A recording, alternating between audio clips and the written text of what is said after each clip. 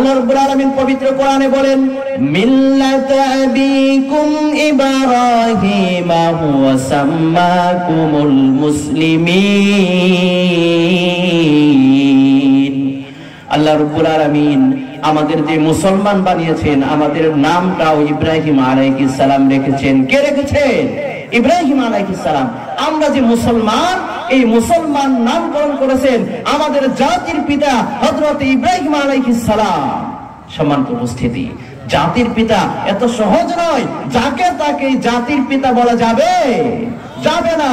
আমাদের জাতির পিতা একজন, চিল্লে বলেন তিনি কে? ইব্রাহিম আলাইহিস সালাম। তিনি যখন এই দুনিয়াতে আসেন, আমরা সকালবেলা ঘুম থেকে ওঠার পর আমরা দেখতে পাই মুয়াজ্জিন সাহেব আযান দেয়, আমরা নামাজ পড়ি। ইব্রাহিম আলাইহিস সালাম তিনি যখন দুনিয়াতে আসলেন, তিনি শিরকের আড্ডাখানার মধ্যে আল্লাহ রাব্বুল আলামিন তাকে দুনিয়ার মধ্যে পাঠিয়েছেন। ইব্রাহিম আলাইহিস সালাম তিনি সকালবেলা ঘুম থেকে ওঠার পরে দেখে যে মানুষ বিভিন্ন কাজে বিভিন্নভাবে মানুষ শিরকের মধ্যে লিপ্ত আছে। কেউ বা করে গাছের পূজা, কেউ বা করে মাছের পূজা, কেউ বা করে মিষ্টির পূজা, কেউ বা করে ভূতের পূজা, বিভিন্ন পূজা করে। ইব্রাহিম আলাইহিস সালাম তিনি চিন্তা করলেন, মানুষেরা তাদের এক রবকে মানবে, মানুষ কেন বিভিন্ন নামে বিভিন্ন ডাকে তারা বিভিন্ন খোদাকে মানে? ইব্রাহিম আলাইহিস সালাম তিনি দেখতে পান সকালবেলা যেই গাছকে পূজা করে যখন তাদের লাকড়ি প্রয়োজন হয়, খড়ি প্রয়োজন হয়, তখন বিকালবেলা সেই গাছ নামক খোদাকে কুপিয়ে কুপিয়ে শেষ করে সেটা দিয়ে লাকড়ি বানিয়ে জ্বালিয়ে ফেলে। ইব্রাহিম আলাইহিস সালাম তিনি ভাবলেন যে এই আবার কেমন খোদা, যেই খোদাকে সকালে প্রণাম করে আবার বিকালে একেবারে শেষ করে ফেলে। ইব্রাহিম আলাইহিস সালাম তিনি দেখতে পেলেন তার বাবা চমৎকার আকারের সুন্দর করে সুন্দর একটি মূর্তি বানালো। মূর্তি বানানোর পরে সেই মূর্তিকে রং দিয়ে সুন্দর করে ডিজাইন করার পর আবার সেটাকে ভগবান ভগবান করে নানানভাবে প্রণাম করে ইব্রাহিম আলাইহিস সালাম তিনি তার পিতাকে বললেন, হে আমার পিতা, আপনি যে মূর্তি বানালেন, এই মূর্তি তো আপনি নিজ হাতে বানালেন, এটা আপনার কেমন প্রভু হতে পারে, কেমন খোদা হতে পারে? আচ্ছা বলুন তো দেখি, আমি যদি একটা মূর্তিকে ডিজাইন করে একটি মূর্তি বানাই, মূর্তি বানানোর পরে আমি যদি সেটাকে খোদা মানি, এটা কি কোনো যৌক্তিক কথা? এটা যৌক্তিক কথা? যৌক্তিক কথা না। ইব্রাহিম আলাইহিস সালাম তিনি তার রবকে খুঁজতে লাগলেন। আল্লাহ রাব্বুল আলামিন পবিত্র কোরআনে বলেন, ওয়ালাকাদ আতাইনা ইব্রাহিমা রুশদাহু মিন ক্বাবল ওয়া কুননা বিহি আলিমিন।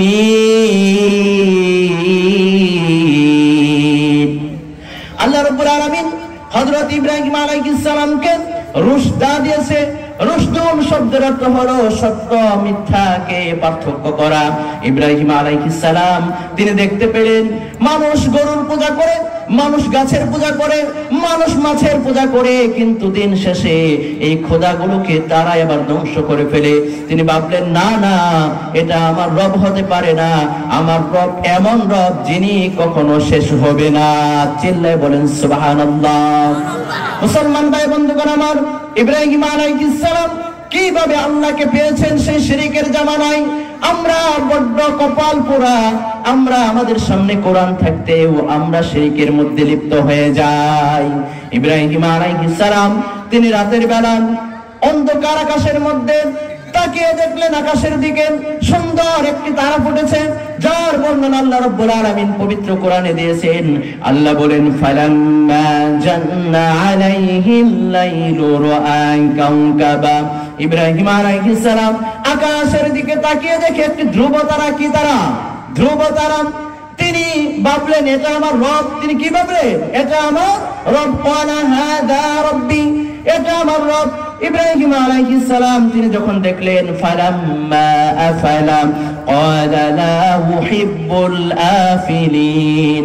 ইব্রাহিম আলাইহিস সালাম তিনি যখন দেখতে পেলেন সেই ধ্রুব তারকা দিনের বেলা ডুবে গিয়েছে, শেষ হয়ে গিয়েছে, তিনি বলেন, না না, এটা আমার রব হতে পারে না। আমার রব এমন হবে যিনি কখনো শেষ হবে না। মুসলমান ভাই বন্ধুগণ আমার, ইব্রাহিম আলাইহিস সালাম সে ছোট্ট একটা বাচ্চা, তাকে এখনো পর্যন্ত নবুয়ত দেওয়া হয় নাই। ইব্রাহিম আলাইহিস সালাম তিনি এবার চিন্তা করলেন, তাহলে আমি আমার রবকে কিভাবে খুঁজে পাই?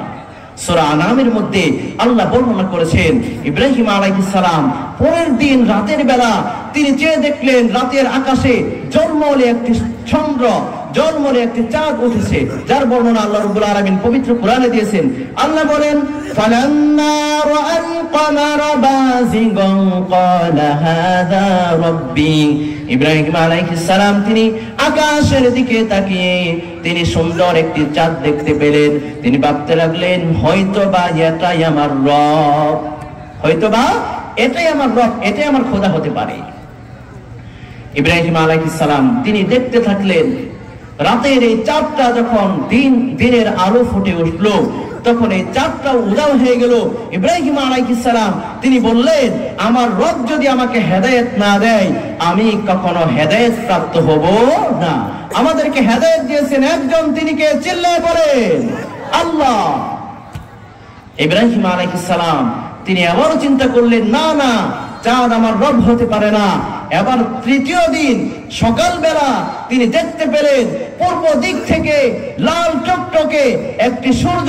তিনি ভাবলেন, হাযা আকবার। ফালাম্মা রাআশ শামসা বাযিগাতান ক্বালা হাযা রাব্বি হাযা আকবার। ইব্রাহিম আলাইহিস সালাম তিনি চিন্তা করলেন, এই যে তারা এবং চন্দ্র, তারা এবং চাঁদ, এই দুইটার চেয়ে সূর্যটা বড়, হাযা আকবার, এটাই আমার রব হতে পারে। ইব্রাহিম আলাইহিস সালাম তিনি যখন দেখতে পেলেন, না না, এটা আমার রব হবে না, কারণ সকাল বেলার সূর্যটা যখন সন্ধ্যাবেলা ডুবে যায়, তখন তিনি দ্ব্যর্থহীন কণ্ঠে বলে ওঠে, ইন্নী ওয়াজ্জাহতু ওয়াজহিয়া লিল্লাযী ফাতারাস সামাওয়াতি ওয়াল আরদ হানিফাও ওয়া মা আনা মিনাল মুশরিকিন।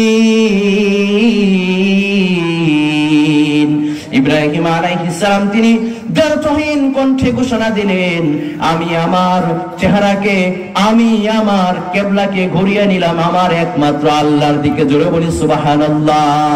অর্থাৎ আমি আমার দিককে মুতাওয়াজ্জি করলাম একমাত্র আল্লাহর দিকে। ওয়া মা আনা মিনাল মুশরিকিন, আমি মুশরিকদের অন্তর্ভুক্ত না। জোরে বলি আল্লাহু আকবার। ইব্রাহিম আলাইহিস সালাম সেই জামানায় সবচেয়ে বড় ব্রাহ্মণ, সবচেয়ে বড় পণ্ডিত, যেই তার বাবা হলেন আজর। এই আজরের ঘর থেকে ইব্রাহিম আলাইহিস সালাম জন্মানোর পরেও, জন্মগ্রহণ করার পরেও তার রবকে তিনি চিনতে পেরেছেন। আজকে আমরা মুসলমান হয়েও আমাদের রবকে আমরা চিনতে পারি না। কথা বলেন ঠিক কিনা?